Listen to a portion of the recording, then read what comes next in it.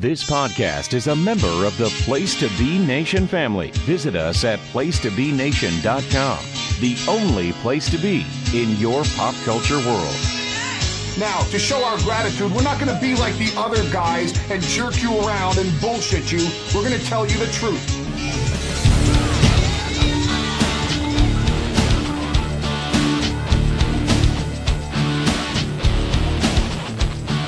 Shane Douglas is the man who ignites the new flame of the sport of professional wrestling. The era of the franchise. The era of the ECW. Hold me close, don't ever let me go. More than words. Oh my God! All I ever needed you to show, then you wouldn't have to say that you love me. Place to Be Nation, coming at you in the Eagle's Nest, high above the ECW arena. This is the Extreme Three-Way Dance. I'm Jennifer Smith, here with my dance partners, Justin, JT, JR, Rosero, and John D'Amato. How are you guys? I guess extreme means using shoot names. I'm good. How are you? Joey Styles. I'm good. You shoot comments in. I do what I can. Yeah. Johnny, how are you? Right, the Eagles' nest was a little messy there. Somebody forgot to clean up the Eagles' droppings here. But That's what happens when you have a BOGO Snicker month, you know? got the compact Presario fired up. AOL's connection working good, so it's party like it's 94. Let's do it. So, in our last episode, we talked a little bit of the night the line was crossed. And tonight, we're going to talk the fallout from that. We're doing 4 episodes of ECW television, ECW Hardcore TV, which is a syndicated show. I think mainly aired on Sports Channel Philadelphia, but I do think local networks. I don't know if many yet were carrying it around this area. John, was it in New York yet? Nah, not yet. Okay. So I think it's mainly in Philly. I popped and I saw that Sports Channel logo. That brought back some memories. Yeah, it's cool. It's cool to picture this, this little local network, but... So anyway, we're going to dive right in. Why waste any time? We're going to start off with the February 8th, 1994 episode of Hardcore TV. And we open up with a real quick recap of the end of the night the line was crossed. And then Joey Styles comes in from the Eagles' Nest, puts over the main event very hard, of course. That was the three-way between Douglas, Sabu, and Terry Funk. And then we get right to our opener, and that is Mikey Whipwreck taking on 911. 911 consults with Paul and then hits a chokeslam immediately for the win. 911 talks some shit. It's another chokeslam as Paulie messes with the ref. And I thought really this was all about just establishing 911 is just an amazing presence out there, which I think he has. I think he's already starting to get over. The crowd's really digging him. So, I mean, dud of a match, but that wasn't the point. The point here was all about just getting 911 over, Jenny. Okay. Also, the point was to embarrass me when I try to say whip wreck all the time. No, I can't say that. You just but call him yes, Mikey. You're it's right. Okay. Just call him Mikey. I'll call him Mikey. There we go. Or whipper. I don't know. Yeah, it was a dud. Although 911's purple fringe jacket was 5 stars. Yes. It's was that velour, you think? Or I don't think it was leather, right? It was some kind of Pleather? Yeah, maybe it was pleather. Something. Black something velvet. Fake and tacky. Wonderful. What do you think, John? I think it was velvet. Velvet fog. Yeah. I love Joey's warning of the violence to the parents. Oh yeah, keep your kids away from this shit. Yeah. And they did such a good job with 911, a guy who's got like 1.5 moves, and they made him like a monster using his limited moves, that is his choke slam and his whatever, his choke, all based around one move. Well, and it's funny too because like the trope of Paul Heyman that has been repeated, and you wonder like, was it true? Is it just a talking point of, accentuating the strengths and hiding the weaknesses? But a guy like 911 is the prime example because it's a guy that couldn't do much, and he does get exposed later when, he tries to do more. But here, his strength is, you know what? He's a big dude. He's impressive. Let him just go chokeslam people. Like, he doesn't need to overstay his welcome. He can establish his presence as a monster just by just murdering guys in the ring in 30 seconds. So, you're already kind of seeing that play out here. Yeah, don't put him in matches with like chin locks and stuff like that. Just quick hitters, and it definitely works. All right, so we get some more clips from the night the line was crossed. Styles talks more about it. And then we get to our next match, and that is Tony Stetson taking on Chad Austin. And Johnny Hot Body, Stetson's running buddies outside the ring. He catches some shit from his buddy for getting knocked out by the very young Austin last week. Austin's tights, mullet, and gut, I thought, were quite the package overall. He was definitely probably standing on the side at the Sadie Hawkins dance by himself, I'm guessing. Good flash near fall right away and a roll-up as Stetson and Hot Body argue. Austin clears the ring a few times. Stetson keeps doing some arguing with Hot Body. Austin then gets a back suplex and bridges for the win, so that's an upset. Hot Body and Stetson argue, and really nothing. I thought it was pretty monotonous, but again, this really just exists to push along the eventual. It seems to be split between Hot Body and Stetson. We'll see how that plays out over the coming weeks. So I just went half a star for a little bit of the story, John, but again, not much going on this one. I love the entertaining ball break, and Stetson was like, he's just a little kid, and Johnny Hot Body, which unfortunately wasn't never any of my nicknames.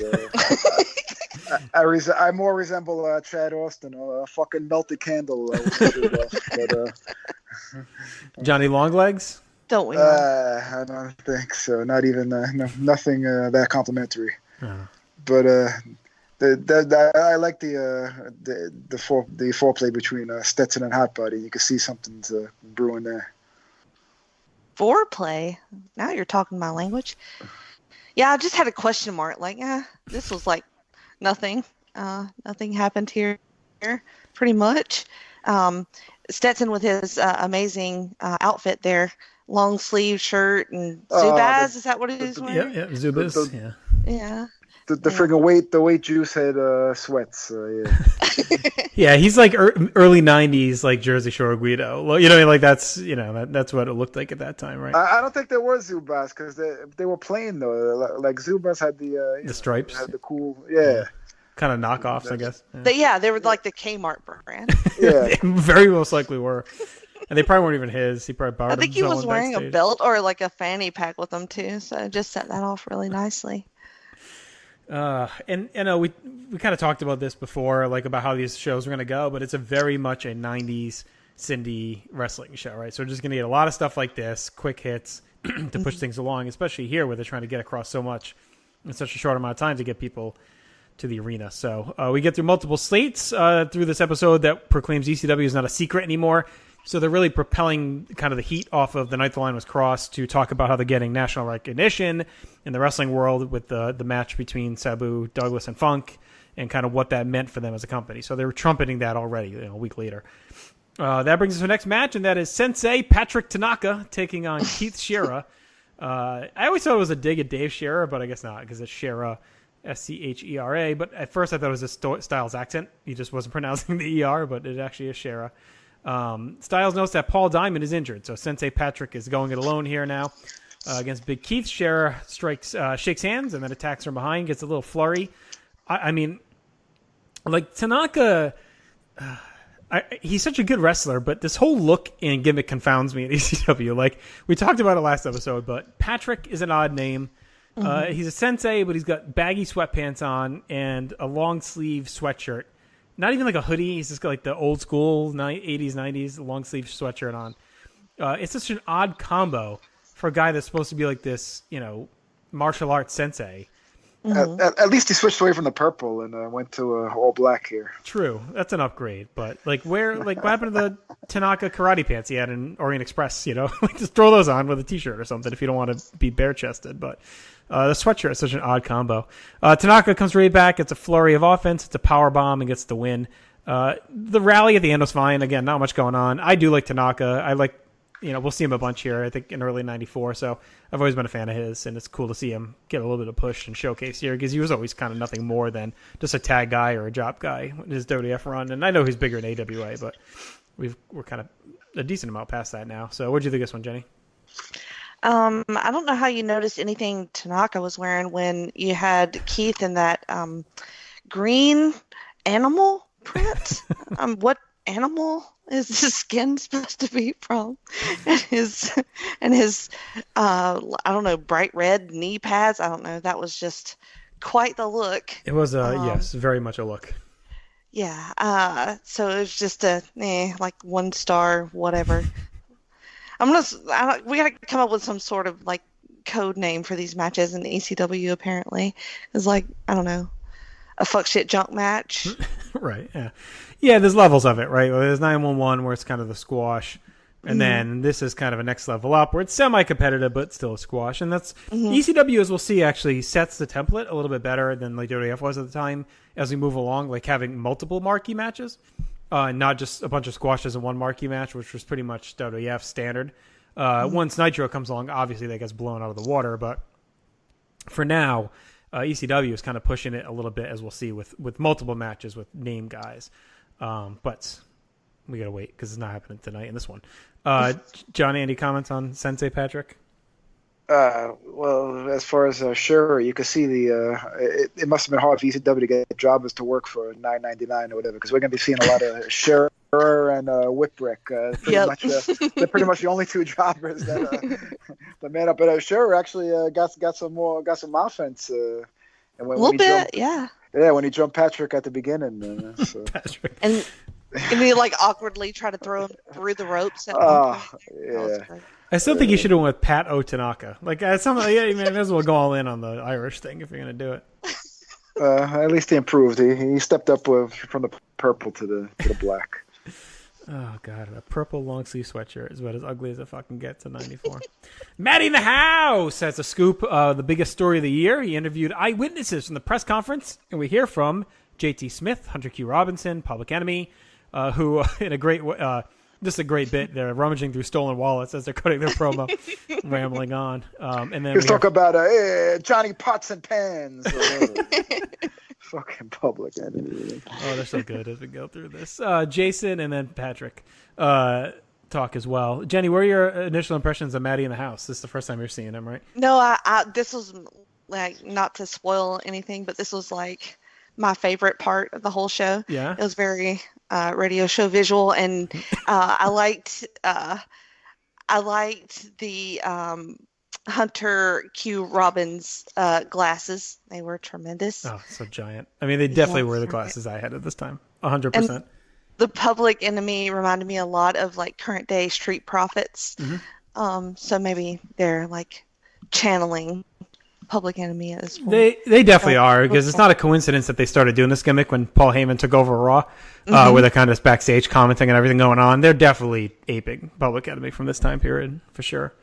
I loved the Snuka and Tommy Dreamer interview.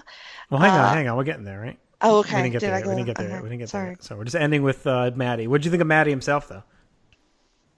He was great. He's energetic. I like the energy. Sweet T-shirts, you know. Yeah. I mean, he looks like strung out of his fucking mind, but. Well, yeah, but that's cool. Yeah.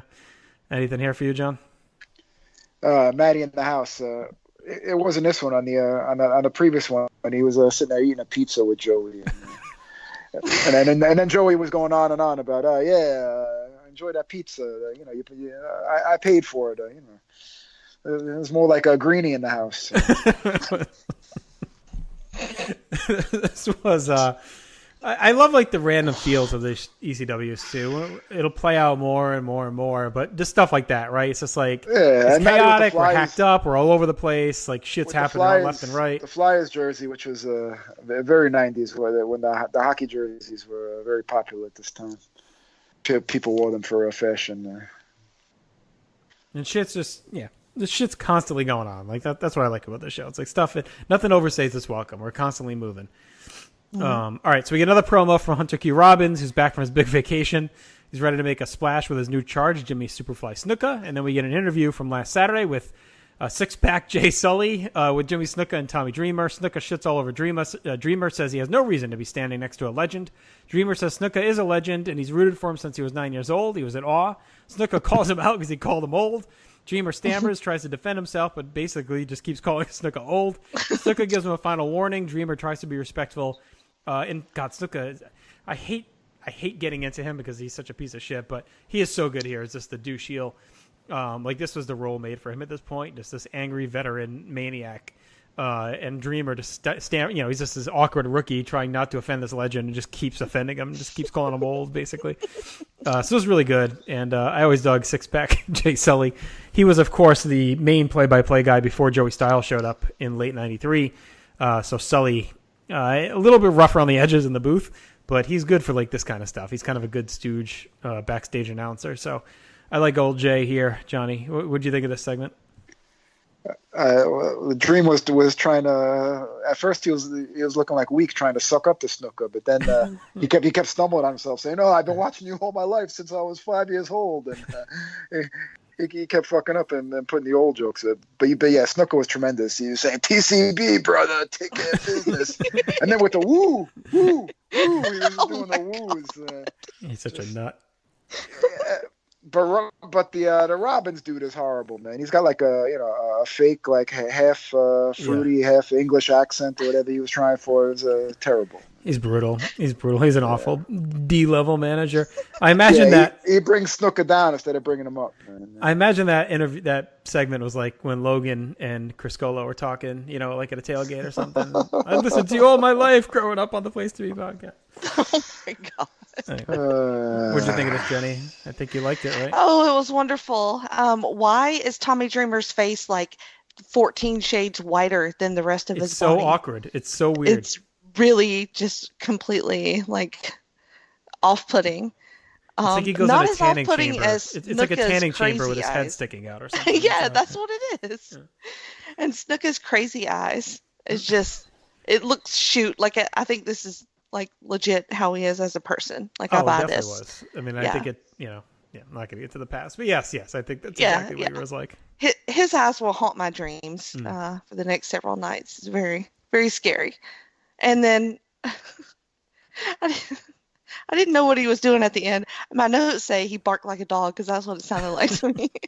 Yeah, it's kind of like his jungle thing. Ooh, ooh. Yeah, I don't know. He's always done that. What did the jungle says that? An owl? Are there any owls in the jungle? I don't know. A jungle owl. I don't know. Do you know where owls go? I mean, they fly all over the place. It's at night, they're nocturnal. Sure. You're sleeping. You don't know where they are. You're right. He was the Fijian version of Ric Flair. Woo, woo. The Fijian Ric Flair. All right. Joey plugs the Night the Lion Was Crossed video that's coming out soon, so be sure to order that, of course. And then we get to watch most of the Dreamer Snuka match. So to point, Jenny, we kind of get these big shows we hype up, but we do get to see some clips afterward on some of this stuff. So, and then we get the full press conference again. Mm-hmm. So I think this is going to probably be a trend coming off of the big shows. Like, we're probably going to get a lot of repetitive stuff if we've seen the big show, because they're showcasing it for the TV audience to try and get them to attend the next one, right? Because if we remember, this is all just airing locally. So they're just trying to get folks into the ECW arena for these tapings and for these big events. So we get a lot of recap, a lot of shared matches, a lot of press conference interviews, promo, stuff like that. So this is a pretty... And plus, hawking the videotape sales, too. Of course. Right. Yeah, naturally. That's big business. Traders that are out there. All right, so this is a pretty succinct episode. Not a lot going on new. It almost felt like a coda to the Night the Line Was Crossed. So we'll go through our quick awards here. I think it'll be pretty simplistic, and then hopefully we'll have a little bit more robust stuff coming up. Best match to me was Tanaka Shera. Not much of an option. Yeah, that 1-star showcase. Yes. And worst match was Stetson and Austin. Obviously, our only other match, really. Yep. All right. For me, I had two things for my best moment. I thought it was Public Enemy's promo and then the Snuka Dreamer stuff. Yep. The Snuka, yeah. All right. I identified three things for my most 90s. 911's leather coat, Johnny Hot Body's mustache and his pants, and then Public Enemy's Chicago White Sox hats, which were huge in like 93, 94, of course. What was it? Ice Cube that always wore he wore the Raiders, right? Who was big on the White Sox hat? That was Dre. Dre, right? Dre was a White Sox hat, so that was a big thing. I remember I definitely had a White Sox hat in the mid '90s. So that was like the big before the Bulls really took over on the gear. The White Sox was the big one. Stetson's sweats, like as Jenny pointed out, was it for me. Yeah, and I liked 9/11's leather coat. And I don't know if Maddie in the house was wearing. I think it was this one where he had the Flyers jersey, the white Flyers jersey too. I think so. Yeah. It was 90s. Yeah. Hot Body definitely wore those sweats to cheerleaders after, right? Oh my God. All right. Get a lapper. Also the Uh, Mike Awesome quick video package at the end. Yeah, that's right. Not as far as 90s, but no, just as far as you didn't mention it. Yeah. All right, Stock Rising. I went 911 and Jimmy Snuka. To me, they were the kind of the keys of the show and are on the rise. Yeah, Snuka for me. And Awesome. Just from that sick package at the end where they showed like that cool splash where on two where he a handicap match on two guys. Yeah, even though he lost and almost killed himself. Well, they didn't show that doesn't highlight. matter. That was but they showed the highlight of two. I guess who the two jobbers were that. Well, we're gonna see it coming up, but they were Scherer and Whipwreck. The two jobbers on the roster. All right, Stock Falling. I went with Stetson and Hot Body, who seem on their way down in this aimless feud against each other coming up. Whatever. I'm still in with them. I'm giving it to Whipwreck. Whip. That's pretty good. Thanks. What do you get, John? Any of them? Just Robbins as usual. Okay, he's a bum. Terrible. You man. really hate him, don't you? Yeah, You think he's related horrible. to Tony Robbins or no? No way. Okay. Nothing positive about him. All right, I went 4 out of 10. Again, it's still a fun watch. It's a quick hit, but not too much happened on this. It was really just a recap episode, and even with the recap, we didn't get like a big match in there either. Like it was really the big match was just showing Dreamer Snuka, and we saw that. So, this is fine. We have much better stuff to come, so I was comfortable just giving this a lower end grade. Yeah, like a 5 because nothing too long. It just moves real quick. They're in and out of a lot of stuff. So. It's a quick 40 minutes. It is extreme, in and out quickly. In 40 minutes. Yeah, it's not really quick. God. No. It's sad that I'm the mature one of the group. 40 minutes is quick for some. Sure is. All right, Jenny, what'd you have? 4 out of 10. Okay. A Bret Hart special. Okay, why don't we move on to our next week, and that is February 15th, 1994. And we open right up with clips from the press conference and the three-way dance again.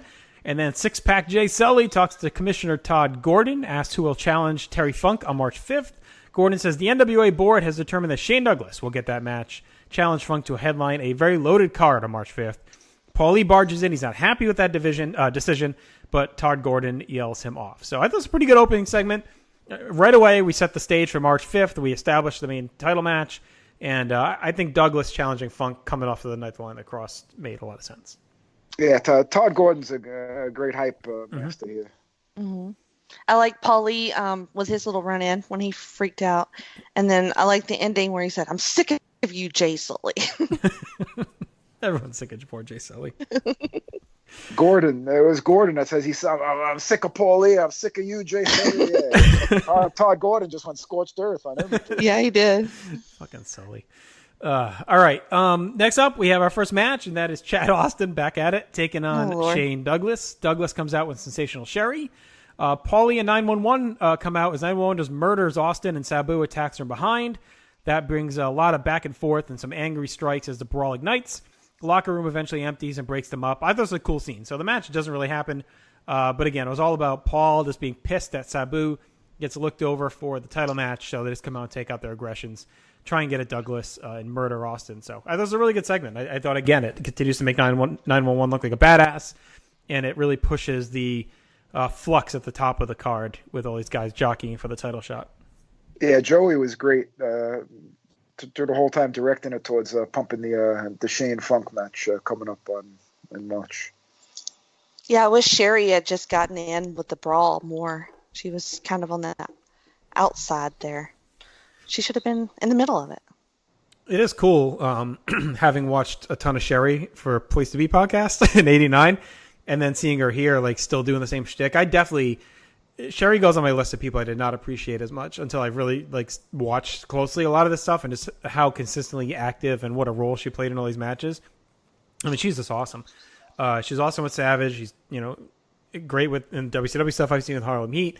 And then this really good here with Shane already. And it's definitely like a Mrs. Robinson vibe that they got going on with, because Shane's, still pretty young here. And Sherry's just, it actually, it's funny because I know Shane has his issues with the Click eventually, but it definitely also kind of screams like 92 Shawn Michaels when he was getting started, and he was kind of the young guy with Sherry as the older mentor. So it's kind of a similar, Douglas is a little bit more aggressive than Shawn was, but it's very similar to that. And like I said, it just definitely feels like she's, putting the cupcakes in the cabinet, or whatever the hell the song goes there. But it definitely, yeah, Sherry for 4 different crews, rocking it for like over 10 years. So from AWA to WWE to WF to this, and then to WCW. She longevity. And she looks good. Oh yeah, for sure. Yeah. She kept them up. She kept them from sagging all that time. Yeah. Looks better with milkshake all over, but I mean, this is okay too. That is true. Only in the garden where you get milkshake splattered in your tits if you're in the ring.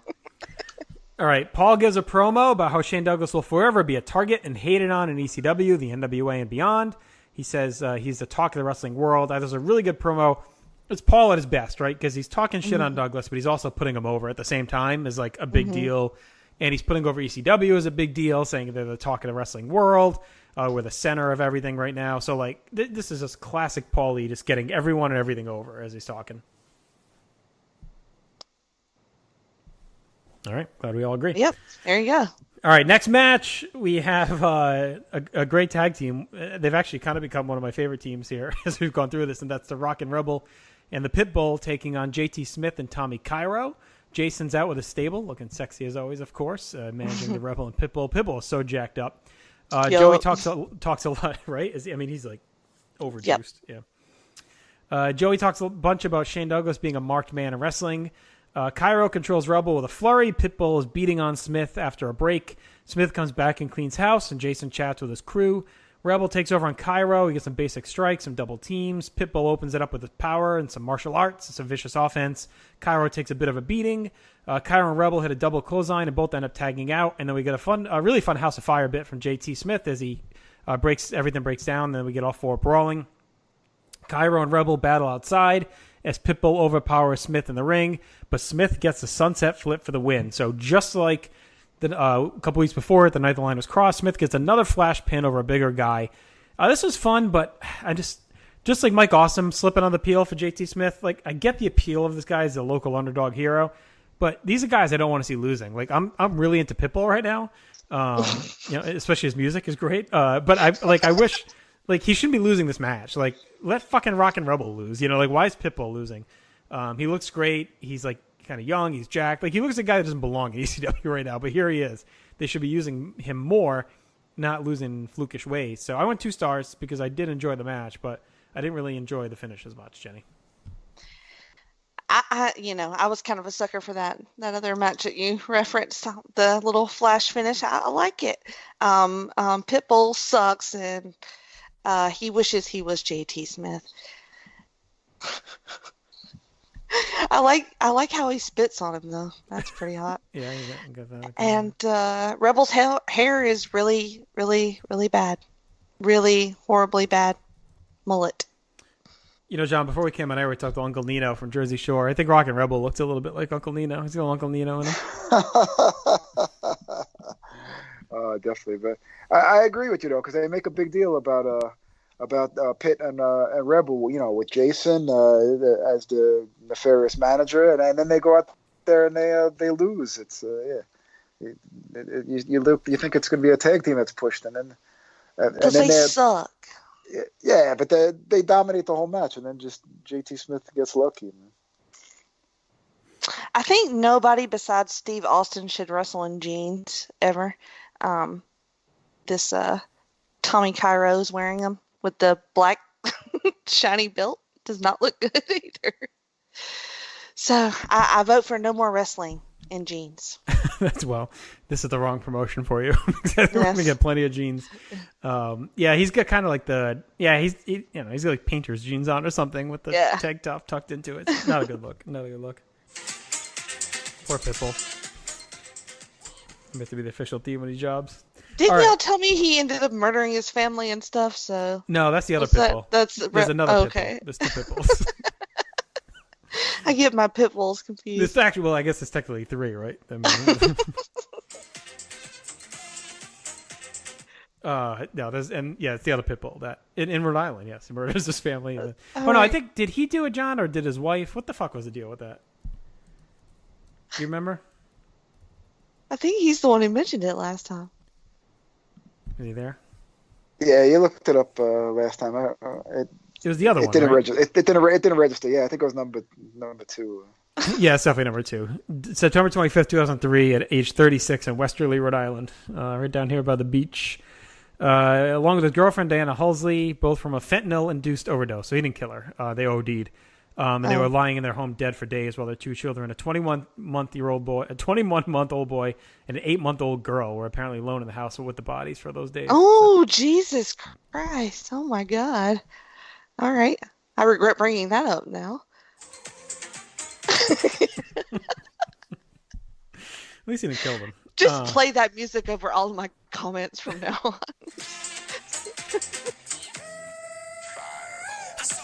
All right. All right. The fireball jobs again.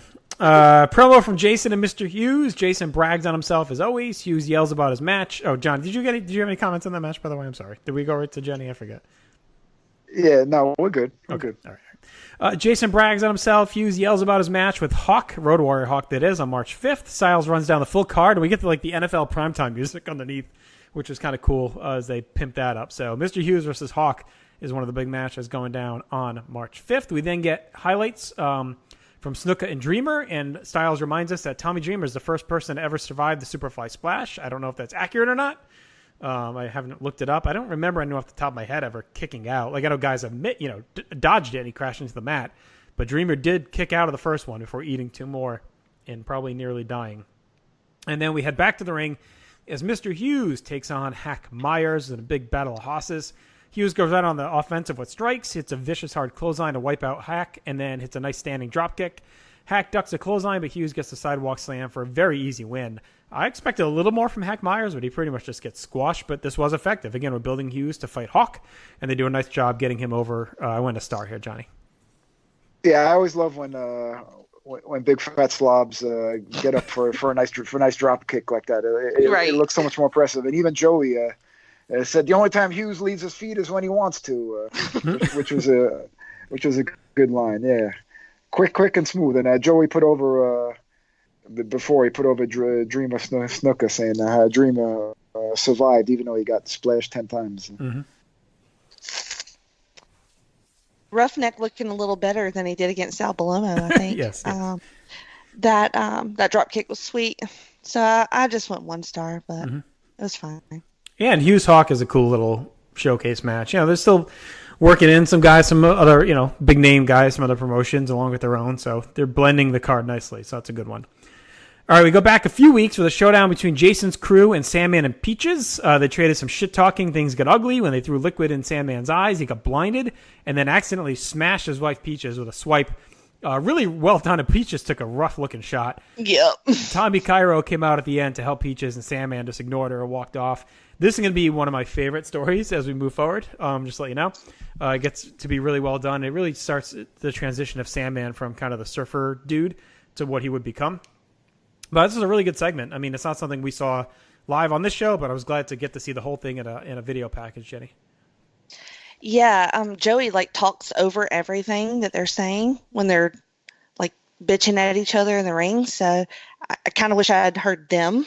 But then what the fuck did they throw in his face? Was it acid or something? Because he acts like it was the most horrible thing ever. Yeah, I was it looks like a bottle of water. Why is he freaking out? Maybe it was alcohol or something, rubbing alcohol. I don't know. Coffee. I don't think it was. Or it's the hair removal cream from the famous angle.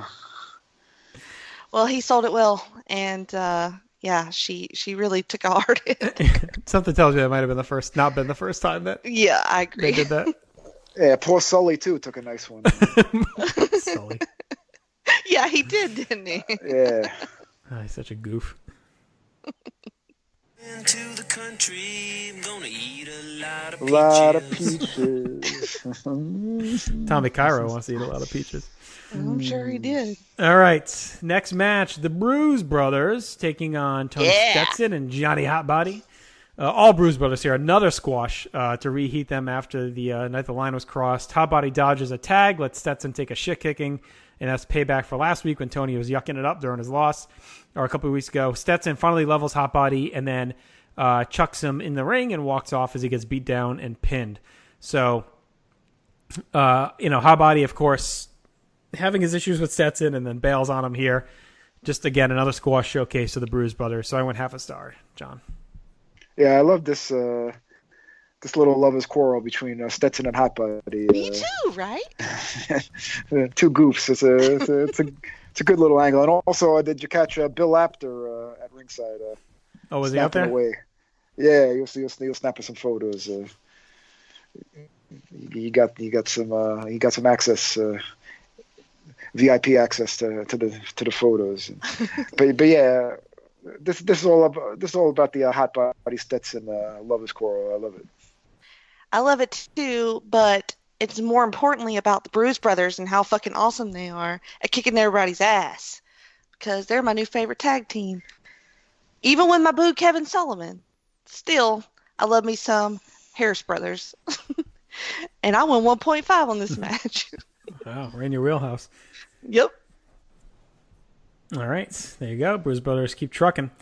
All right, brings us to our main event of the night, and that is the Tasmaniac and Kevin Sullivan taking on the Young Dragons. The Dragons have a very odd look with the karate outfits with some wild wigs and masks. Oh my God, what was that? It's intense, kind of kabuki gear, I guess.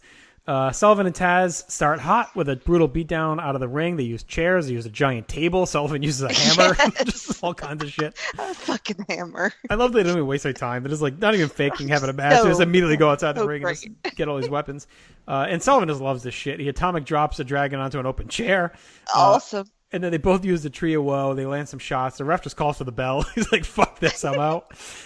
Sullivan and Taz don't give a fuck. They just keep wrecking shit on one of the dragons. The Bruise Brothers eventually come out and trigger a brawl. Then Public Enemy shows up. They all brawl for a bit until the locker room empties and break things up. Taz and Sullivan and Public Enemy end up alone, and they have a stare down, but not really much incident after that. So this is a brutal, vicious squash with a fun post-match. And the tag division really is comprised of Sullivan and Taz, the Bruise Brothers, and Public Enemy. Really the three-way battle over the tag titles right now. And then you kind of got Pitbull, his globalization, and Rock and Rebel, going in there on the periphery. So I went a star. This was a lot of fun. And Jenny, I'm sure you probably went 4 or 5, given Sullivan and weapons. Yeah, it was fucking 6 stars. It was good. No. Fucking Kevin, I love when he's doing some headbutts like towards the end, and you see his foot like stomping on the headbutts. I love that. It's great. And he's just ridiculous. How ridiculous is he? He's just this little old like white-haired man and just fucking throwing people on fucking chairs and stuff. I love it. It's so awesome. I swear he only came here just to beat the shit out of guys like this. Like that's the only reason he even wanted to be in ECW. Oh yeah, all right. He's the scariest guy. All right, ECW, brother. I can beat guys up with weapons. Here I go. It's fucking crazy. My favorite part of the match was when one of the Dragons' wigs popped off. Like Sexy Steve in the basement at WCF. As Sullivan was hammering away, one of those fucking wigs popped off. You can't make it up. and I love just the three-way. Every time one of them has a match, just like all three wind up showing up. The Bruises, the PE, and Sullivan Taz, and they just all fuck each other up. And you don't know like who's heel and who's a face. They just all want to friggin' kill each other and create chaos. It's that's what the awesome part I take out of this. Continue the tradition of no tagging in a tag match. Oh, definitely not. I love it. They weren't even in the ring, let alone tag. On the floor the whole fucking time. At least we have a cameraman down there now. True. We're not watching it all from the hard camera. Yeah. Moving to the country. All right, so we get a little bit with Public Enemy in the office. They're plotting and rummaging through drawers looking for a title shot, which they feel they deserve, and that takes us out for the show. So, awards time, and then we'll wrap this episode up. So, Best match I thought was Smith and Cairo against Rebel and Pitbull, despite the finish. Yes, agreed. And I like the finish. You do, yeah. All right. Worst match, I went Bruise Brothers versus Hot Body and Stetson. Mr. Hughes versus Myers for me. Okay. John? Yeah, Mr. Blues. Hughes Blues. Mr. Huge. All right, best moments. I went with the Sabu Douglas brawl. I thought that was the hottest moment of the show. I really liked Paulie's promo on Shane. Yeah, that was good too.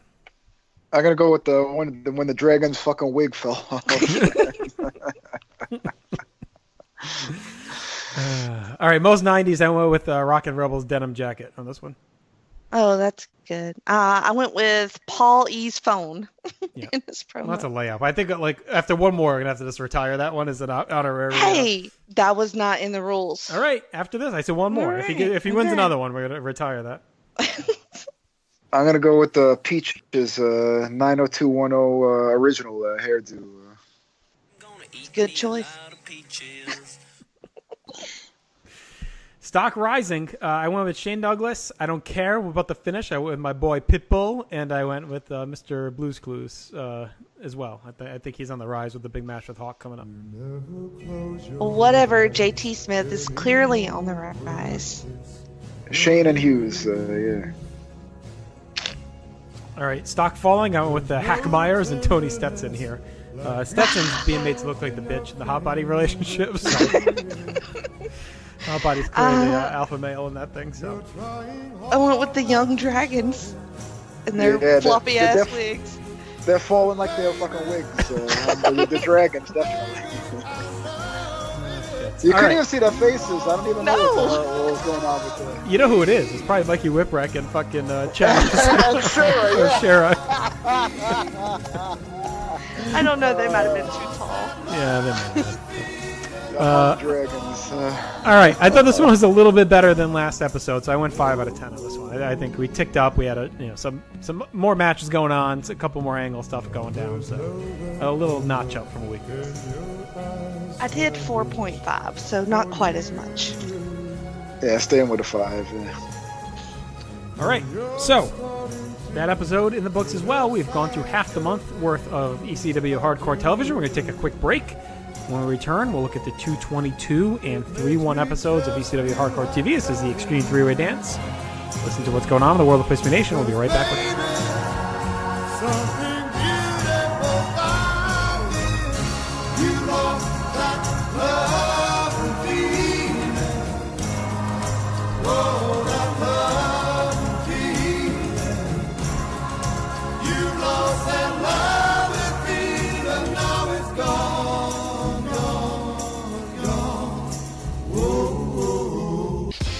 Promotional consideration paid for by the following. Placement Nations, JT Rosero and Chad Campbell here. We want to let you know that we have over 24 podcasts available on iTunes, Stitcher, Google Play, and PlacementNation.com. We now offer them to you on 2 great feeds. On the Placement Nation Wrestling feed, we dive into topics running the gamut from today's WWE to the glory days of yesteryear and the ins and outs of the territory days. In addition to our full-length shows, we also deliver to you special pod blasts on topics old and new. The Place to Be Nation Pop feed is a veritable treasure trove of great content, offering tremendous shows covering the land of movies, television, life, comics, and sports, brought to you by the most knowledgeable and insightful folks in the podcast world. You can find all of these current shows, plus archives of our previous podcasts over the past 8 years as well, by subscribing to our feeds on iTunes. And while there, be sure to rate and leave feedback as well. All of these shows, plus others available at PlacementNation.com, where we cover pro wrestling, sports, movies, comics, plus in-depth stretch projects and more. Be sure to support our site by using www.PlacementNation.com/Amazon while doing your online shopping. And be sure to join us at our forum at Bigelow34.proboards.com for all sorts of wrestling, sports, and pop culture discussion each and every day, where you can make your voice heard. We also want to thank our friends at Bonehead's Wing Bar, ProWrestlingOnly.com, and TheHistoryOfWrestling.com. Be sure to follow us on Facebook, Twitter, Instagram, and Tumblr as well. PlaceMation.com, the only place to be in your pop culture world.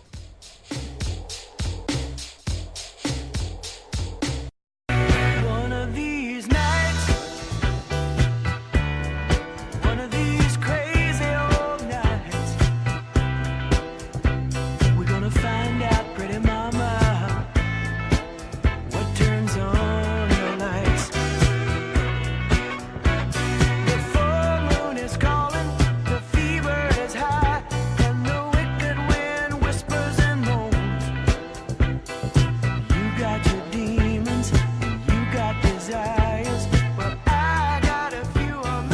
welcome back to PTBN's Extreme Three-Way Dance.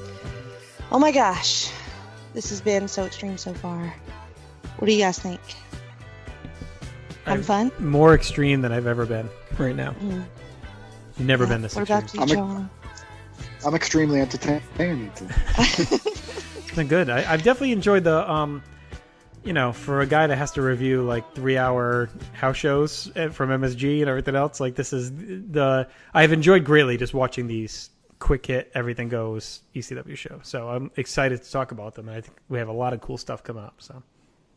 All right. Speaking of cool stuff coming up, we have a bunch of cool stuff on the PlayStation Pop feed. The Hard Traveling Fanboys are back with a new countdown edition of the show, looking at the best rogues galleries in comics. Todd Weber brings back Weber Has Issues in a new pod blast, talking about 3 new Marvel books and how accessible they are to comic fans. This time around, it's Marvel's Epilogue by Kurt Busiek and Alex Ross, History of the Marvel Universe #1 from Mark Waid and Javier Rodriguez, and the much-hyped House of X #1 by Jonathan Hickman and Pepe Larraz. Jenny and Tim, that's me. Pepe Larraz Me and definitely Tim. sounds like an 80s jobber, John, I think. It surely does. That's going to be my new wrestling name. Pepe Larraz. Yep. We had a new edition of Pepe LaRue.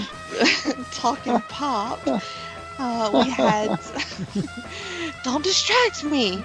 I gotta look that up in the urban dictionary. See what that is? A Pepe Larraz? I guarantee you Jerry Lawler has given some underage girl with Pepe Larraz at some point. Ruining my beautiful live read.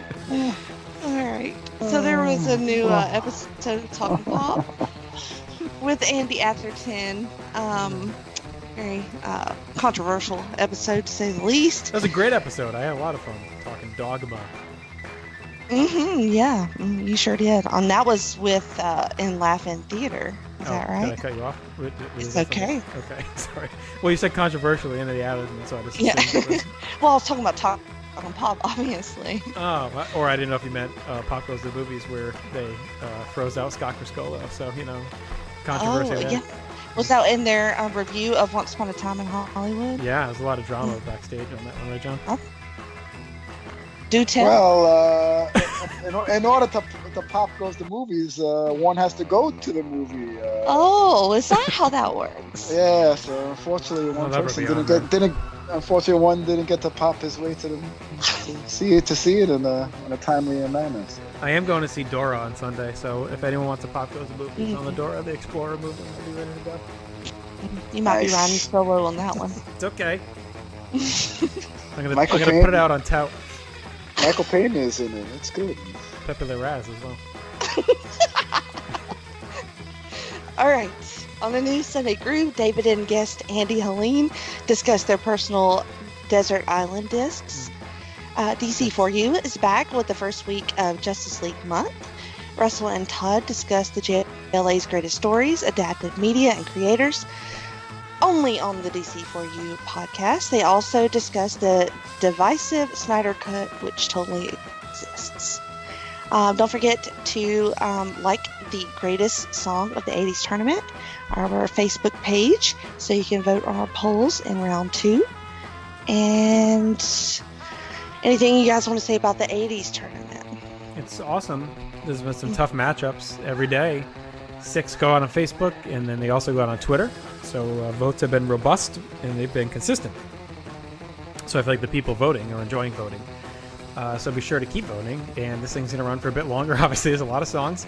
But remember, as I always say, it's about the journey, not the end. So enjoy the ride through the tournament. So why don't we head over to the wrestling feed, PTBN wrestling feed, SummerSlam 2019 in the books. We have a pair of instant recap shows that went up right on Monday. The Chain Reaction, Jenny, you were on that with brother Nate Milton, Scott Criscolo, and their Nate's buddy Brent. Talked about the events of the weekend. And then Chris Zellner and Devin Hales did their usual monthly reaction show looking at SummerSlam as well. Can't believe this, Jenny. You're on another show. Talking WCW, you're with Greg and Tim. You broke down a trifecta of Rey Mysterio matches. Was that enjoyable for you? It was very enjoyable. You would think I like wrestling or something. I don't know. And pop.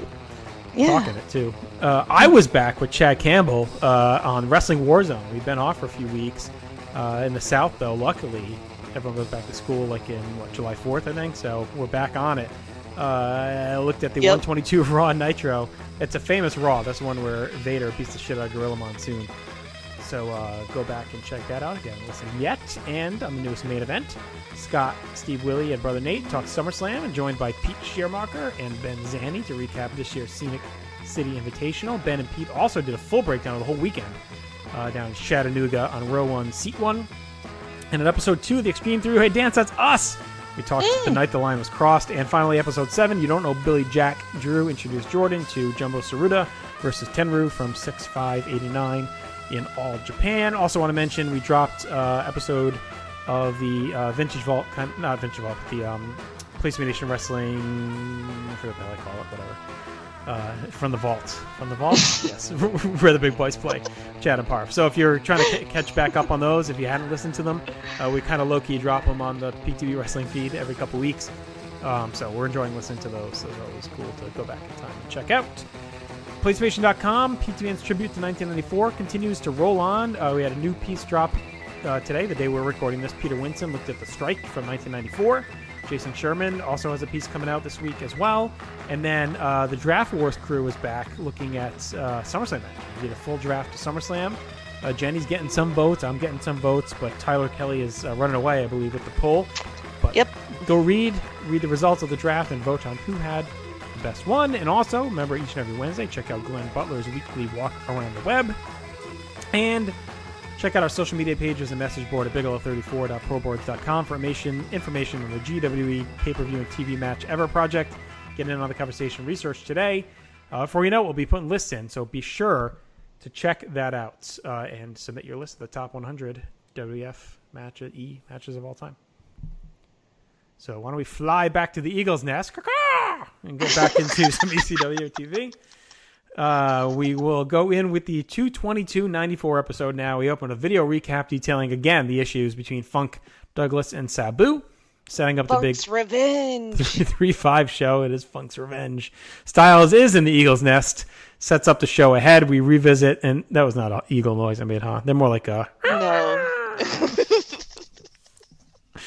I don't know what I did.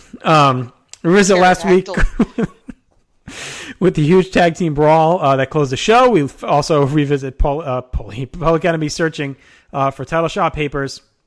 Styles talks about how this is all going to wash out on 3-5 as the Bruise Brothers and Public Enemy will have a street fight with the winners challenging Sullivan and Tasmaniac right after that.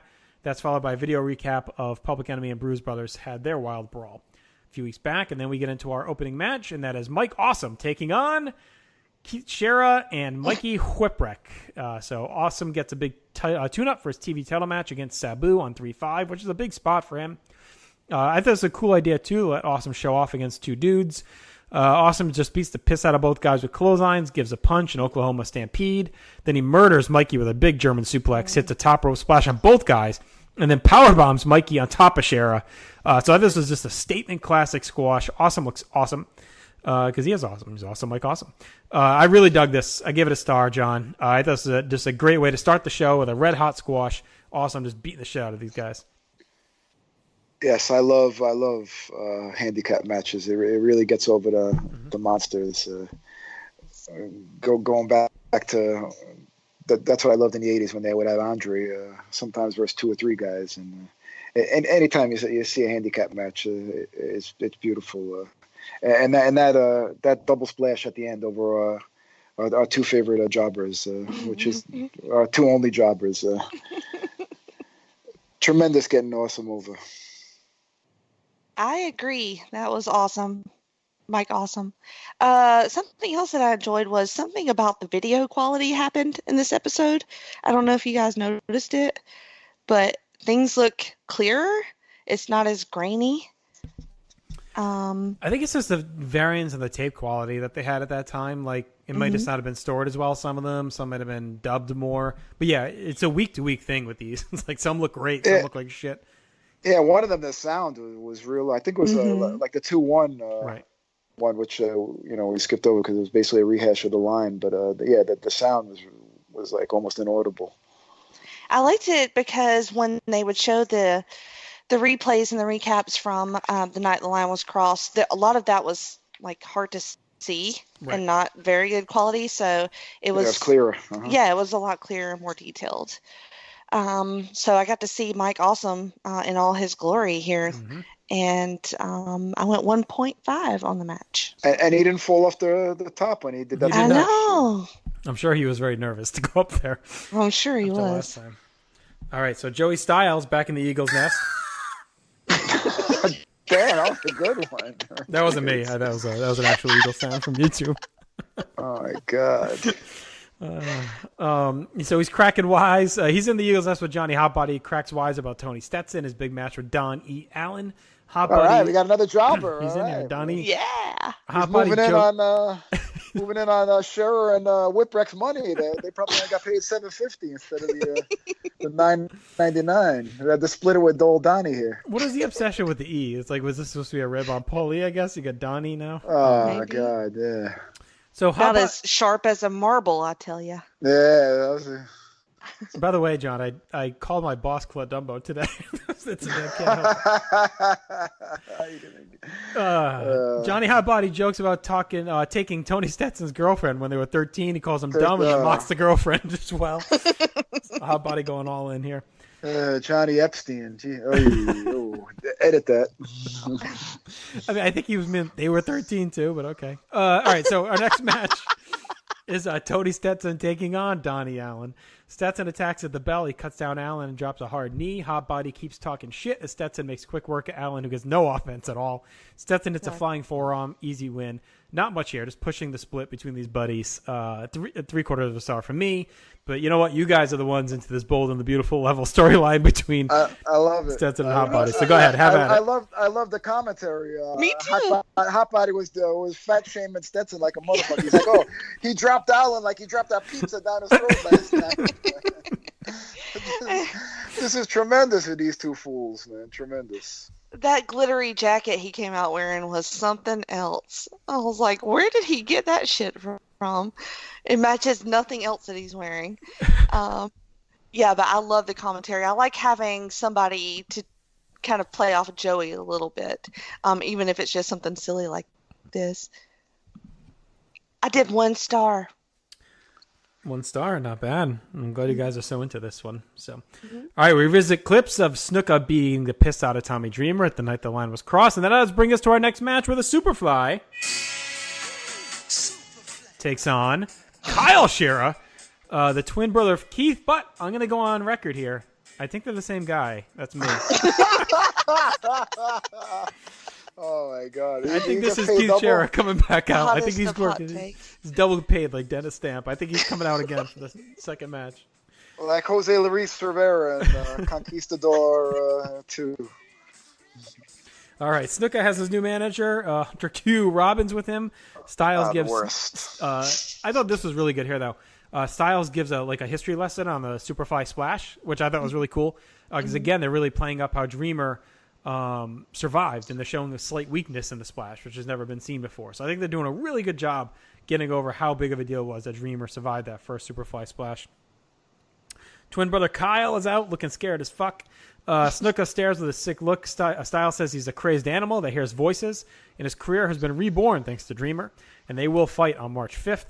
Snuka has Kyle let me try again. Styles says Kyle is the more aggressive Scherer.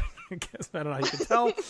It shows here because he does go right at Jimmy. He's not backing down. Scherer takes Snuka down, mocks his classic pose, which I do not think was a good idea. Snuka comes right at him with hard chops, including one right to the throat. Scherer's face is this weird blend of purple and red as Snuka just beats the shit out of him. Snuka heads up top, loads up the splash. Dreamer comes out, wipes out Hunter. Snuka hits a splash for the win as Dreamer taunts him from the floor. Half star here just to squash Jenny, but I'm digging the Dreamer Snuka build. I think it's being done really well. Yeah, me too. And no wonder his face was all purple because he had already got his ass beat by Mike Awesome earlier. Double cardio for him. Yeah, those throat shots looked painful as fuck. And Snuka is still insane. Too many animal prints in this match again. What the fuck with this green animal print? It's the same guy. That's why. I know, but just it's the same crazy. guy. Or that it's the jobbers all the straight tights. One comes to the back, takes them off. There you The other go. guy puts them on, they There walk you out. go. And then I loved when Dreamer came out to attack HQR3 on the sidelines there. Yeah. HQR3. Why is Snuka paired with him? Like, why He's are a we handler. doing this? I know, but why? I don't know. It seems like he wouldn't, like, what kind of, like, management can you give this crazy man? Well, I mean, he's not going to book his own hotels. You know, he's not going to book his own rental cars, Jetty. He's a savage from the Fiji Islands.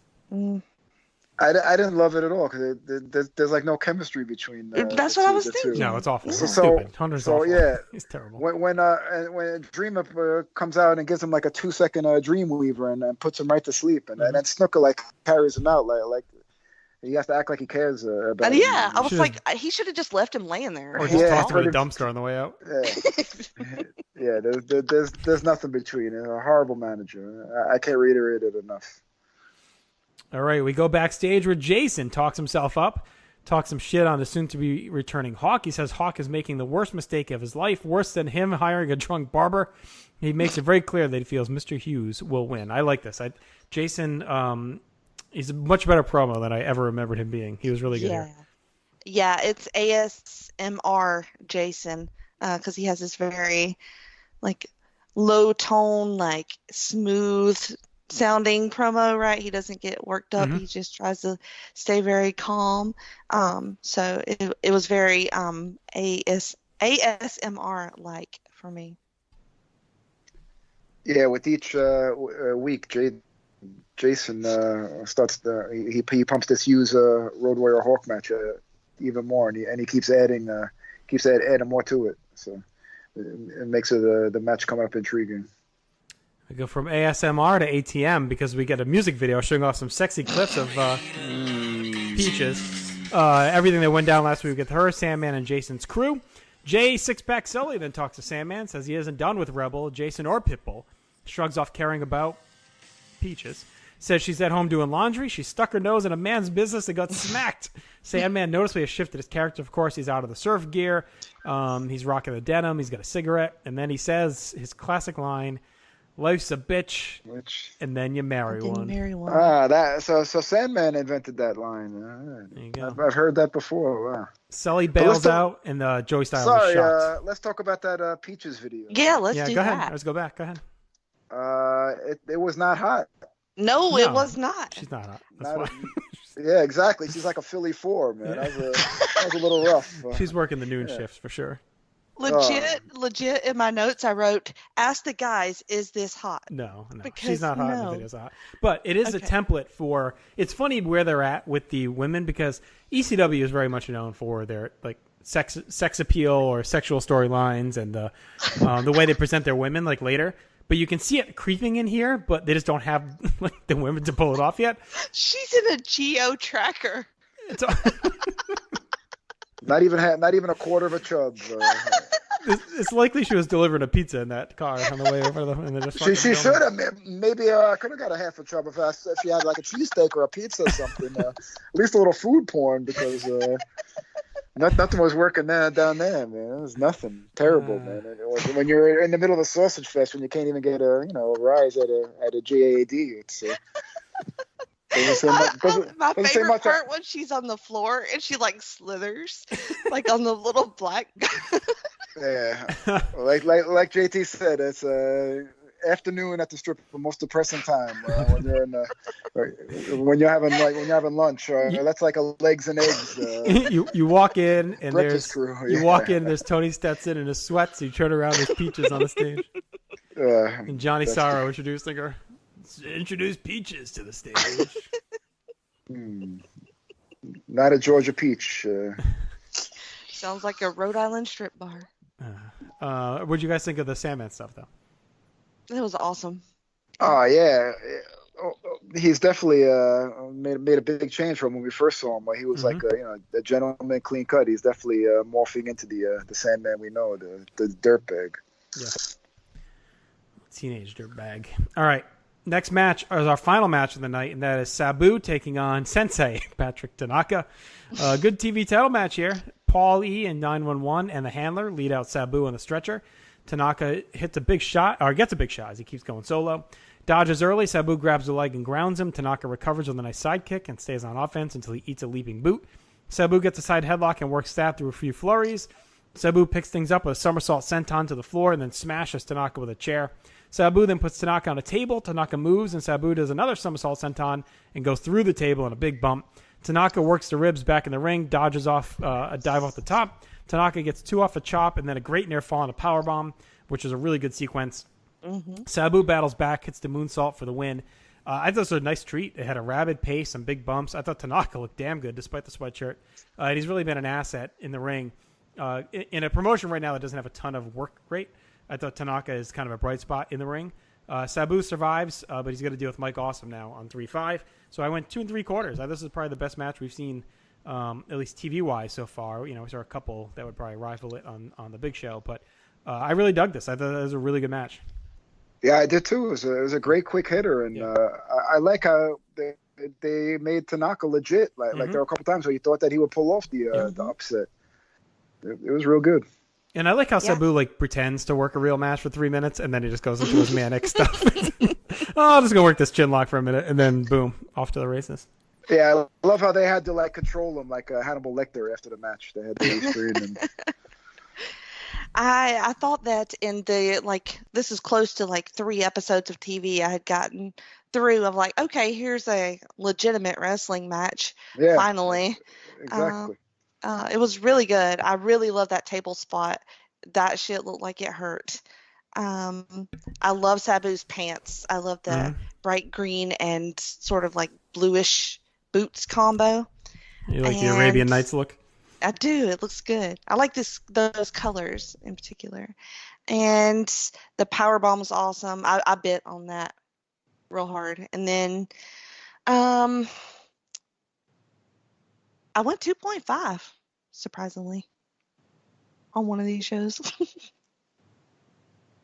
No, I agree. It was a really good match. I went, I don't think that's a rough grade at all. I think it's great. I think it's it surprised me with how good it was. And to John's point, I was really excited that they let Tanaka shine and treated him like a legit threat and gave him some near falls. So, all right, we wrap up with Joey running down the big card one more time for 3-5. And our awards for this episode, I think best match is a layup, Sabu and Tanaka. Mm-hmm. Worst match, I went with Snuka and Kyle Shera. I went with Stetson and Allen. Snuka Shera. Best moment, there's a few options here, but I ended up going with Awesome destroying Mikey and Shera, especially at the end. That was just really good. It just made him look like such a badass. I went with Peach's porn because it was horrible. But it was a good horrible. You know what I mean? I like the Sandman interview when it says, "Life's a bitch, then you marry one." Showing no remorse. The delivery is so good, too, when he says it. He just nails the line 100%. Yep. Life's a bitch, and then you marry one. Stock Rising, I had 3 here. I'm sorry, most 90s. I went with Mike Awesome's mullet. I went with Hot Body's gold necklace. Awesome. And Stock Rising, I went with Mike Awesome again, Jimmy Snuka, and the Sandman. Awesome for me. Yeah, Awesome and Jason. Jason, yeah. I didn't have any stock falling on this episode. I thought everyone that was supposed to look good. The jobbers did their job, so I didn't really have any issues with anyone in this one. Peaches is a little Peaches, yeah. She was in the best segment. What are you talking about? I went with HQR3. Yeah, Hunter Robbins. I gave it to him 4 in a row. I'll give him a break this yeah. I think he's already retired in this universe. At least he got put to sleep. I think we can waste no time in dubbing the stock falling the Hunter Q. Robbins Award. Already 3 in. He went to sleep in about 2 seconds in that Dreamweaver. He couldn't wait. All right, I thought this was, again, a slow climb since our last 2, so I went 5.5, just a slight bump above the last one. Yeah, I give it a 6 because that Sabu Tanaka match at the end was Sensei. Was Sir Patrick. I went 5 out of 10, just a little bit higher than previous episode. All right, 3 down, 1 to go. Our final show here leading into our, before we get to the big 3-5 show, that is a March 1st, 94 ECW. Joey Styles comes through with tonight's card, the big tag team brawl that we recently saw as, again, Public Enemy rushing through Todd Gordon's office. We then get a camera trying to interview Jason, but he's showering. He asks us to come back later. We then check in with Todd Gordon, who reads all the wild press about ECW, the direction they're going, and how he's going to stop this, or basically asking how they're going to stop this. But he says he's going to top the Night of the Limes Cross, not stop it. So they're really, really hyping up all the kind of dirt sheet and newsletter press that ECW is getting. He says March 5th will blow the fans away. He runs down the card. He says they're going to do a major TV taping the next day, and if you attend the 3-5 show, you can get a ticket for the next day for the TV taping for only $5. So again, they're really trying to cut a break, get fans in the building for these 2 shows. So any thoughts on that? That sounds like a good deal. Yeah, Gordon is really pumping that March 4th show hard. He's giving a hard sell. Gordon, shades of Ted Haley, in my opinion, in the mat room. It's close. Yeah, the bald eagle from the Eagles. And he's giving away tickets at McGinn prices, so get in. Free. $5 is a little high. All right, so we open things up with a big 6-man match. Tommy Dreamer, Sal Balomo is back. Yeah, Oh Sally my boy. God. And Tommy Cairo taking on Jimmy Snuka, the Rockin' Rebel. And Pitbull. So quite the blend of talent in this one here. 6-man. Mixes some ongoing feuds. Snuka mauls Balomo in a right out of 1983 match. For a moment before we settle down and reset to get started, Pitbull and Cairo start things off. Pitbull strikes first with a leg sweep and a belly-to-belly sandwiching strikes, which I thought was a nice start there. Cairo takes a shit kicking by Pitbull, even gets popcorn ground into his face from Snuka. Cairo gets a flash power slam for 2 and makes a rally before tagging Sal, who lands some strikes, and then the faces quick tag and work the arm. Pitbull goes to the eyes and tags Rebel. Sal tags in, and we get his old feud reunited. Sal gets trapped in the corner and beaten up. The heels work over Sal for a bit, wearing him down. We get plenty of hard strikes and offense. Sal does what he does best, and that's take a shit kicking. Sal slams Snuka and falls into tagging Dreamer, but Rebel, Hunter, Jason, and Pitbull all hold Snuka back. They won't let him get at Tommy. Styles thinks it's nonsense. He thinks Snuka's just putting on an act. We reset, and Pitbull comes in to face Tommy. Tommy gets a hot flurry, overwhelms Pitbull. Pitbull eventually dodges a charge. Tommy slams into the post. Rebel comes in and hits the shoulder. Balomo gets the hot tag and cleans house on all 3 guys, and then pins the fucking Rockin' Rebel with the big pizza splash. As that's happening, Snuka and Pitbull beat the shit out of Dreamer and Cairo outside. Balomo gets beaten down after the bell until Dreamer and Cairo recover for the save. That was a really fun match again, just like we ended the last episode with a good one. We opened this week with one. Some good focused limb work. It's a wild atmosphere. They really hyped Dreamer Snuka. That's, the big feud coming out of this. And just a strong, sick douche heel squad with Snuka and Rockin' Rebel and Pitbull. I'm just glad Pitbull didn't take the pin. I was happy about that. But, it is what it is. So at least Rebel's taking the loss. So I went 2 3/4. I like this a lot. Yeah, this was a great mess, and I was shocked that Balomo, with the Italian temper and the big pizza splash, he got the pin. If you would ranked going into the match, like the 1 through 6, who you think would get the loss or the win? Balomo would probably be number 6 as far as getting the win, and number 1 as far as eating the pin. But they worked it good. It was a surprise. I think even the ref was surprised because he hesitated after the 2, and he was like, "Are you sure? Is this what we're doing?" Yeah. But then they let Snuka and them got the heat and left them laying after, which is. I think I've seen Armento hit the big pizza splash before. I'm pretty sure. Oh my god. I like the KOC shuffle. I like the face biting spot. That was pretty gross. Well, when do we see blood? Do we see blood ever? Oh yeah, there'll be blood. There will be blood. Yeah. I need there to be more blood in this situation right here. Patience. It was fun. I went 2.5. I agree with everything you guys said. All right, Maddie is in the house with Jason. Asks about Hawk. Jason just talks down Maddie and acts grossed out about Hawk. Jason then flips out, talks about how the Road Warriors treated him in a match when he was coming up and getting going. Jason says Hawk tried to rip his head off because he was jealous of his good looks. Jason said he wasn't scared. He went right at Hawk in the dressing room and called him out. He's got a surprise for Hawk on March 5th as well. He hopes to kick Hawk at his head during the match. I thought this was awesome. It was a really good, intense promo. And add some good backstory to Jason's perceived slight. It's obviously delusional, which is great because no one else probably remembers this at all besides him. But he took this slight that Hawk tried to really kick the shit out of him in a match one time, and now he's going to get his revenge with Mr. Hughes. So, again, Jason continues to ascend with his promo work. I thought this was an awesome segment backstage. I mean, how relatable is that? Like, somebody does, like, one little thing to you that they probably didn't even know that they did to you, and then you hate them for the rest of your life. And then I really liked how this one builds, too, because he starts out kind of, like, stuttering. Like, he doesn't know what to say, and at first I was like, okay, this is getting real awkward. And then he just like really builds it up and like explodes. Really, really fun stuff. And all of a sudden, like Jason's kind of like he came out with like a Canadian Italian accent. He sounded like a cross between like Rick Martel and Dino Bravo.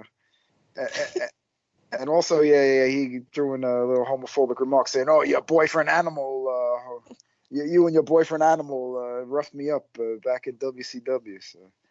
Yeah, it was tremendous. Jason continues to shine.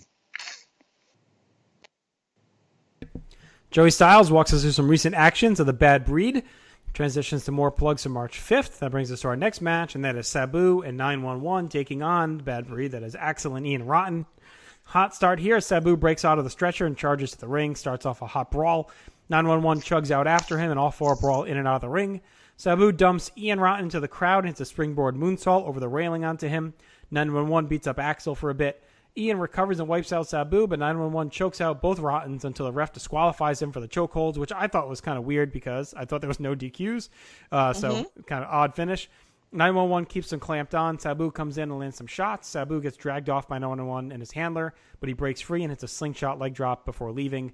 Fun brawl that I thought ended a little too quickly, and I didn't like the finish. There's a million ways to come out with this, like just pin fucking Ian Rotten, like who cares? Like I don't get it. But 911's a great presence, and Sabu is still a marvel out there. Just he was such a force on the wrestling scene as he started to break out in 93 and 94.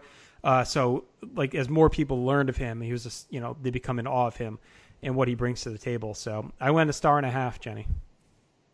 Okay, I think that the Rottens are the most aptly named wrestlers I've ever seen because they're fucking gross and ugly and fat and gross. I was like, I've never seen anyone grosser in my life than the Rottens. Really? Is that a hot take?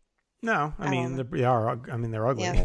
I mean, it's like I've seen grosser. I mean, but I have unusual taste, but like even I was like, okay, right. This is too much.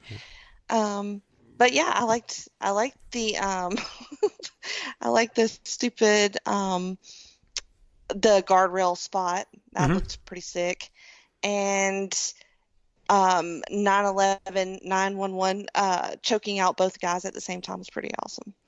So I went 1.5. Yeah, 911 showed off his various moveset with the choke slam and the choke. The choke it was slam a double. It was followed by the sir. double choke. it's only slightly derivative, yes. Yeah, there wasn't much else to this. Just 911 in all his glory. All right, Shane Douglas and Sensational Sherry are backstage. Douglas talks about being lonely at the top, seeing all the broken bones and scattered bodies around him. He'll prove he's the franchise. The whole promo here is spliced with clips of matches and the Night the Line Was Crossed interview, and then we get a pretty good length music video. So again, just showcasing Douglas in advance of March 5th and his big title shot. So effective, not much to talk about though. Main event time, Tasmaniac and Kevin Sullivan against the Bruise Brothers. Big match for you, Jenny. I mean, this is a dream match. I'm excited. Hyped. I always think of the Cruise Brothers when I see Bruise Brothers. They're a cruise company in Rhode Island. It's like two goofs with a captain's hat on. What if it's the same guys? No, they're more likely to be like at a fucking clan rally than the Cruise Brothers. But good tag brawl to wrap us up. We start hot with Taz getting shot through a wall. All four brawl to the back of the arena. Only in ECW do you start a match like that. Getting thrown through a wall. They all brawl in the back of the arena. Joey wonders if we finally have a team capable of hanging with Sullivan and Tasmaniac in a brawl. Wild stuff. They just walk brawl all around until one of the Harris boys wipes out the ref and pounds on Sullivan in the corner.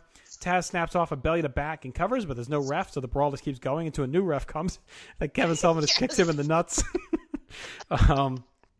It's giving no fucks. One of the Harris boys gets a near fall and a big splash as a third ref comes out. Taz covers one of the Harris. The other Harris covers Sullivan, and the ref counts 3. The Bruise Brothers leave with the belts, but everyone's confused. Sullivan and Taz follow them and attack them as Public Enemy come in and steal the titles. Just chaos. Fun brawl. The finish was confusing and kind of not easy to follow, so I went 1.5 stars. But the brawling stuff was really good. Again, it's not the first time we've had some confusing finishes here on these ECW shows, and it just makes it a little tough to track between the quality and everything going on. But the brawl was really fun, John.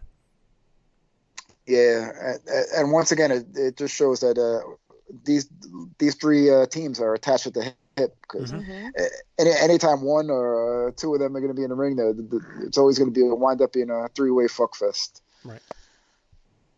Ooh, 3-way fuck fest with Kevin Sullivan. I like it. I mean, just the size difference between him and the Harris brothers is fucking funny.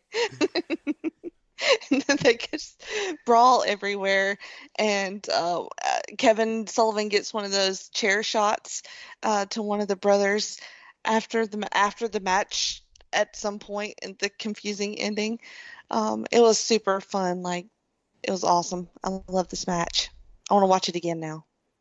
Backstage, one of the Bruise Brothers tries to get Sabu to go on a cruise to the Baltic Island now. And then, we do go backstage with Six Pack Sullies with Public Enemy. They're looking for serial numbers on the titles. Sullivan and Taz come in and try and get them back, and the Bruise Brothers show up too, and everyone just argues as we wrap up the show. So, final set of awards for the night, everyone. Best match to me was the opening 6-man tag. Yep, agreed. Yeah, Big Sally. Big Sally's W. It might be the only time we see it. I think so, because I don't think he's around much longer. Worst match. The big pizza splash. The worst match, I went Sabu and 911 against the Rottens. Agreed. Yeah, 911's two move Trump. Best moment, I went with Jason's promo. I thought it was awesome. Yes. Yes, definitely. Most 90s, I went with Shane Douglas's denim jacket and bright green Miami Dolphins hat combo that he had going on. I went with Sherry's fur coat. Shane's the hat. That must have been a starter hat, I think. I think so, yeah. That fucking awful aqua teal green Dolphins thing. Yep. All right, Stock Rising, I went with my boy Pitbull, fuck y'all, Tommy Dreamer, and Jason. I thought, Jason's really been one of the bright, shining stars so far. Jason and Sally Boy. Yeah. Sally Boy again is 1 win. This might be the only time that his stock will be up. The dough is rising. The dough is rising, and his stock along with it. And also in the popcorn, Joey made a crack saying, Sally is wasting the popcorn. That's a rare time. Yeah, but I thought it was unlimited. I went with Shane and the Bruise Brothers. Another throwback. Fucking Bruise Brothers. All right, stock falling. I went with the Rottens. Falling like their tits are. Agreed. Yeah, they were rotten. All right, final grade. I thought this was on par with the first episode we watched tonight, so I think we've kind of had a little bell curve going on, right? We bookended with 2 kind of the softer shows. Not a surprise that the Fallout and the Go Home were kind of the softest because a lot of hype, but I went with 4.5 out of 10 on this one. I did 5 out of 10 for this one. Yeah, 5. Okay, very good, very good. So overall, what was your favorite match of the night? Kevin Sullivan and the Bruise Brothers. I went with Sabu Tanaka. Tanaka Sabu, yeah. And I think the best moment of the night of all the 4 we watched was probably the pizza splash. No. I don't know. I guess maybe Jason's promo would have been the best. Yeah, that Jason interview, definitely. Yeah, that was probably the best. Okay, there you go. So it was an enjoyable night. I enjoyed watching all 4 of these episodes. We'll see the fallout from the March 5th show. We're not going to actually see the March 5th show, but we'll get a lot of the fallout. We'll see some clips. I know. It might be out there somewhere. I'll have to look around, but they do show a bunch of the knows. matches or highlights anyway, and talk about it. So, and then we'll start the hype to the next one on our next episode. So, we'll be back. We're planning to be back in 2 weeks, and on that episode, we'll be just covering 3 weeks of ECW TV because their next big show, I believe, is like March 25th or 26th. So we'll watch the 3/8, 3/15, and 3/22 episodes. Anything you want to talk about, John, before we go? No, it's tremendous. Hopefully, maybe the network JavaScript could be updated. Maybe the 3/4 show will pop up. Jenny? I'm really sad that I'm not going to be able to see that show. I did not know that. And now I'm so hyped for it. What am I going to do? I'm going to edge until I can watch this. We're going to find it. Somebody let me know. It's going to be out there. It's going to be out there somewhere. Slide in them DMs. Let me know. So, somewhere out there for sure. Oh, my God. What do you got coming up for shows, Jenny? Anything? I think we talked about everything I've got. Something coming up. Out. Yeah. There'll be a new Freak Out Drive-In probably by the time you hear this. And possibly a Geek and Sassy. We'll see. Okay, very good, very good. No PTB next week, but I will, or this, I guess you're hearing this week. But I will, hopefully, we'll be having a new Wrestling Warzone looking at the 129 Raw and Nitro. So keep your ears peeled for that. Check out everything at PlayStation.com on our feeds, PlayStation Wrestling, PlayStation Pop, Facebook.com/PlayStation, Twitter, PlayStation2Nation. So, for Mr. Diamato. One more thing. Sorry. Next week. Nah, no worries. I'm kind of quiet the rest of the summer, but next week there's a podcast that some Southern Biatch renamed the Old Cast. Which is going to be dropping probably next week sometime. We're going to get back into it with the old guys if we could, if we stay alive long enough to do it. Do you have like a shock Fingers collar? crossed. Do you have a shock collar on that Atherton hits when you don't plug the shit? Gotta suck up to the boss. All right, that'll do it. Thanks for listening. This was a great time. Stay extreme, always. I still haven't really come up with a good ending line, but we're out of here. Eat some peaches. Delicious peaches.